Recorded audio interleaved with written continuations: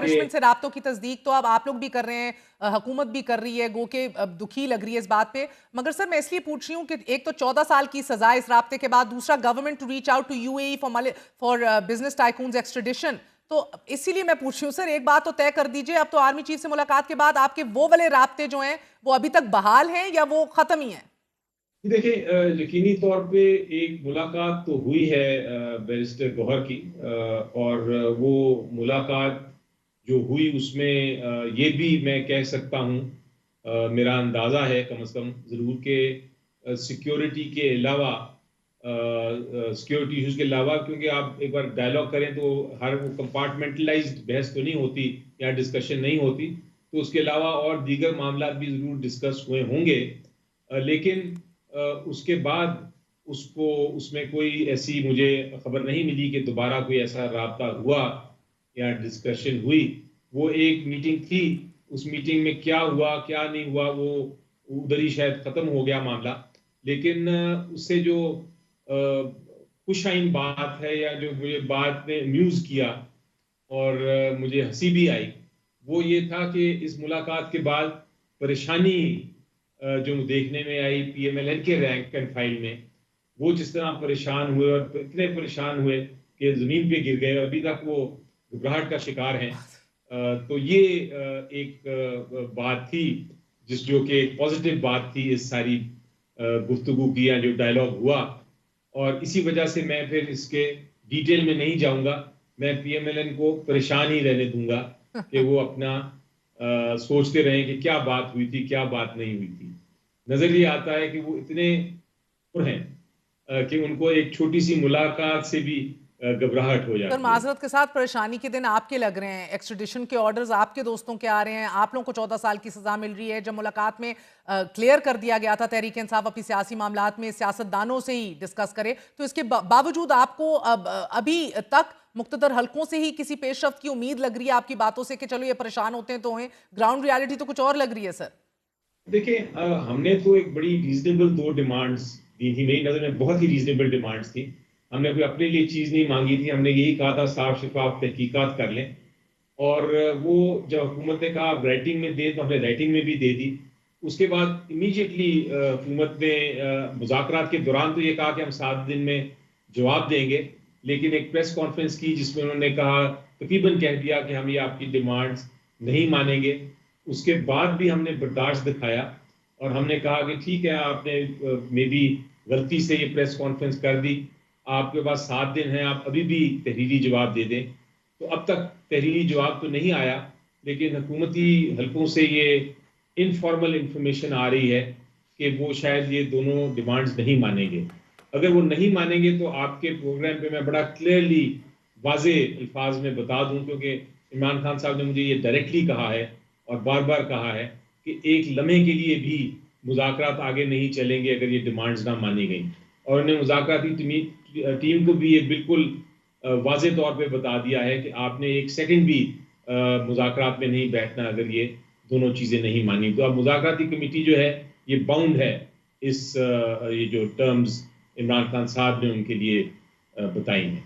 तो अली जफर साहब, हुकूमती मुज़ाकराती कमेटी ने तो आज एक अपनी सब कमेटी बना दी है जो तहरीरी जवाब आपके लिए तैयार कर रही है और आपके हवाले करेगी, लेकिन इतलात तो बड़ी मुसद्दका हैं सर कि हुकूमत जुडिशल कमीशन नहीं बनाना चाह रही। तो आपको अभी भी ये लग रहा है कि इन मुज़ाकरात से कुछ निकलेगा? क्योंकि आरिफ अलवी साहब और आपके दीगर दोस्त तो बड़े देर ऑन रिकॉर्ड कि हुकूमत से मुज़ाकरात तो ये एक फ़कत खानापुरी है। देखिए, वो तो जिस तरह मैंने कहा कि अगर वो बॉल अब उनके उनके पास है, अगर वो मुज़ाकरात आगे चलाना चाहते हैं और वो संजीदा हैं, तो वो बिल्कुल कर लेंगे आगे। इसको अगर डिमांड करेंगे, मीट उसको मान लेंगे, तो फिर हम मुज़ाकरात आगे चलेंगे।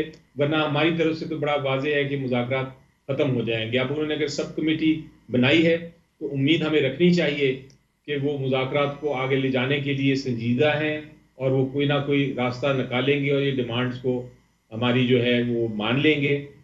लेकिन अगर वो सब कमेटी ड्रामा ही है और सिर्फ वो एक तरह से टाइम लेना चाहते हैं, तो फिर उनको टाइम ज्यादा नहीं मिलेगा, 7 दिन का टाइम ही है। हमें एज पीटीआई हमें कोई फिक्र नहीं है, क्योंकि हमें पता है कि हमने केसेस जीतने हैं और जीतने के बाद इमरान खान साहब बाहर आ जाएंगे और उसके बाद ये सारा वैसे ही तब्दील हो जाएगा सारा सीन। लेकिन हुकूमत की मजबूरी है कि वो मुज़ाकरात करें और अपनी हुकूमत को अगर उसमें से कोई एडवांटेज ले सकते हैं तो ले लें, लेकिन अगर वो इसको यूटिलाइज नहीं करना चाहते, ऑफर तो हमने बड़ा अपना जेन्युइनली किया था, और ऑफर हमने जेन्युइनली इसलिए किया था कि हम चाहते थे कि शायद ही इसका कोई सियासी हल हो जाए। लेकिन अगर हुकूमत ही नहीं चाहती तो हमें कोई फिक्र नहीं है, ज्यादा प्रॉब्लम तो हुकूमत को है। सर खान साहब ये दावा कर रहे हैं कि किसी सूरत डील नहीं करूंगा, लेकिन senator Faisal Wada is on the record again and again कि डील सिरे से ऑफर ही नहीं हुई उन्हें, और अगर होती तो 1 मिनट जाया किए बगैर खान साहब डील ले लेते। जी देखिए, खान साहब से मेरी बात हुई थी। उन्होंने कहा था कि मुझे बहुत पहले एक डील ऑफर हुई थी शुरू में कि आप मुल्क से बाहर चले जाएं, वो मैंने रिजेक्ट कर ली थी। उसके बाद उन्होंने कहा है मुझे सेकंड जो इनडायरेक्टली पता चला है, उन्होंने ये कहा है कि आप बनी गाला हाँ। शिफ्ट हो जाएं, फिलहाल आपको वहाँ बेहतर सहूलियात मिल जाएंगी, मिलने की भी इजाज़त होगी। तो उन्होंने कहा जब मुझे ये इनडायरेक्टली बताया गया तो मैंने ये इनडायरेक्टली ही पैगाम वापस भिजवा दिया कि ये डील बिल्कुल मुझे मंजूर नहीं, मैंने कोई डील करनी ही नहीं।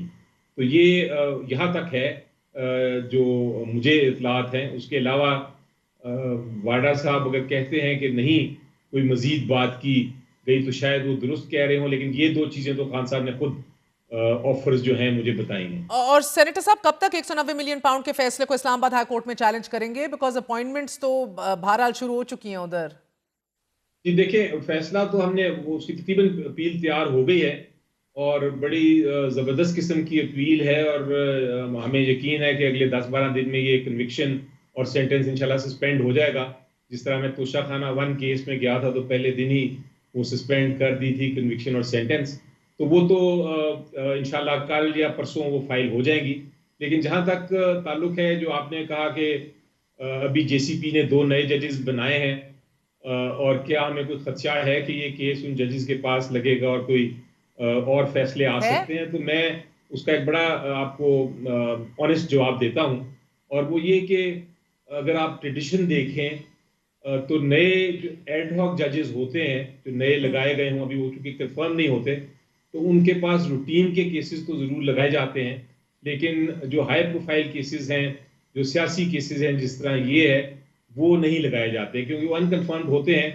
तो वो फिर तासुर ये मिलता है कि वो फैसला नहीं कर सकेंगे इंसाफ के मुताबिक अगर उनके ऊपर कोई प्रेशर हो। तो इसलिए हमें यकीन है कि ये केस जो हमारा है अपील, ये इनके पास जो नए जजेस हैं उनके पास नहीं लगेंगे।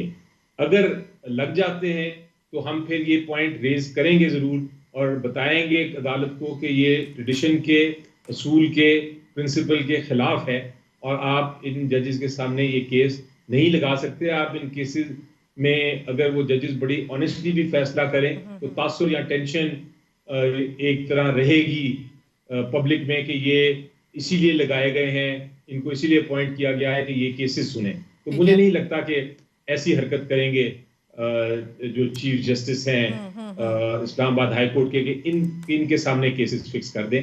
केसेस मेरा ख्याल है परमानेंट जजेस के सामने ही ये अपीलें लगेंगी।